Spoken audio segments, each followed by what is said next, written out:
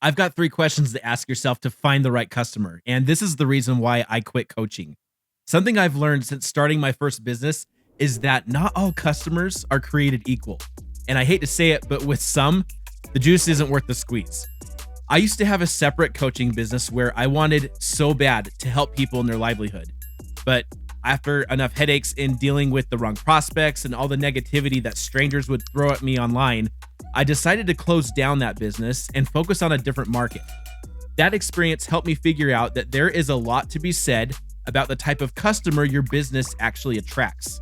And I learned that if I can answer just 3 questions about my prospects, I'll have a pretty good idea of what kind of customer they would be.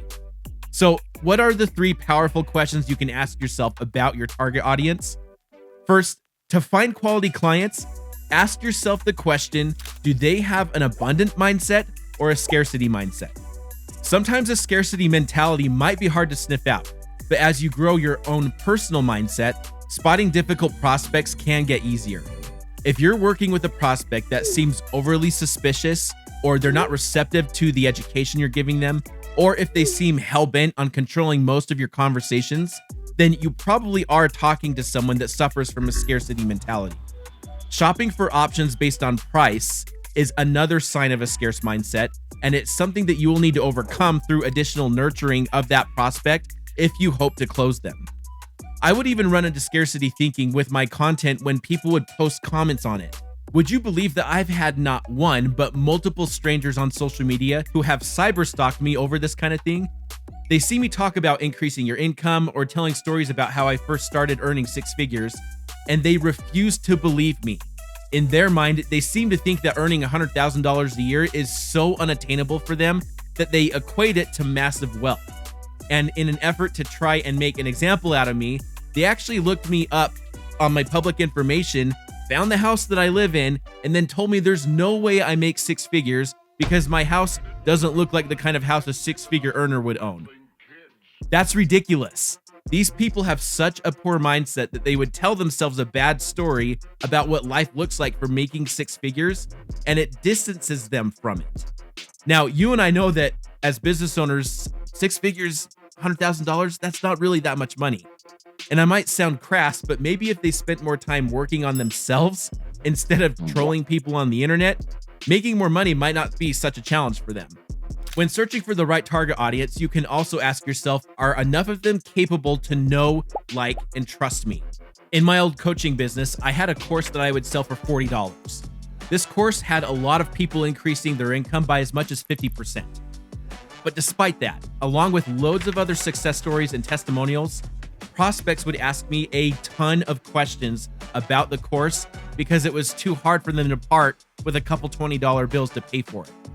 It seems like it was impossible for them to imagine the return on investment they've received and what their life could end up like. All they could think about was the short term and the amount of money that was leaving their wallet, which was not a big amount.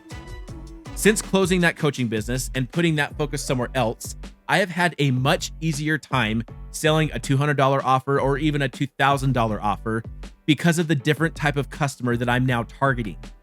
Being able to trust that things will work out for you is a definable character trait.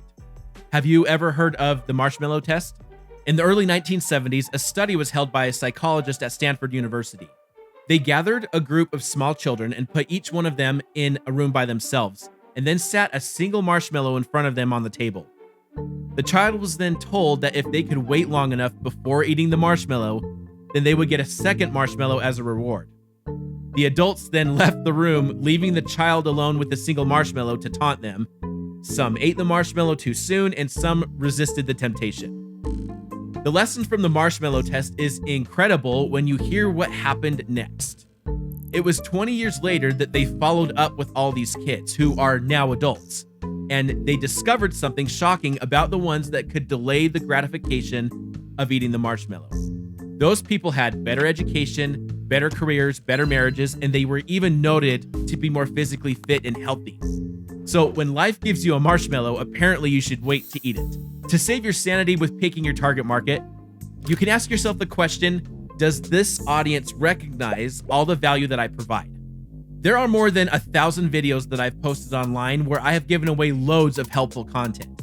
I do it because, like many business owners, I want to solve a problem and truly help people.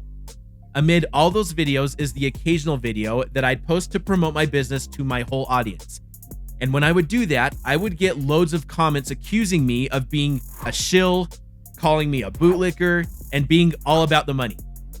And I'm sitting here thinking even 2 months ago, this one follower had told me that my content helped him find a much better job. Now here he is ripping into me because I'm offering something to help even more people. I'm sure we can agree that the ability to see past your own nose is objectively a positive characteristic. If you discover that your audience cannot empathize with your role as a business owner, such as that you also need to make money too, then you'll be in for a hard time when you try and bring them on as customers. So get in the habit of asking yourself these 3 questions when pursuing new clients and make life a little easier on yourself. If this video was insightful to you, subscribe to let me know, and I'll see you on the next one.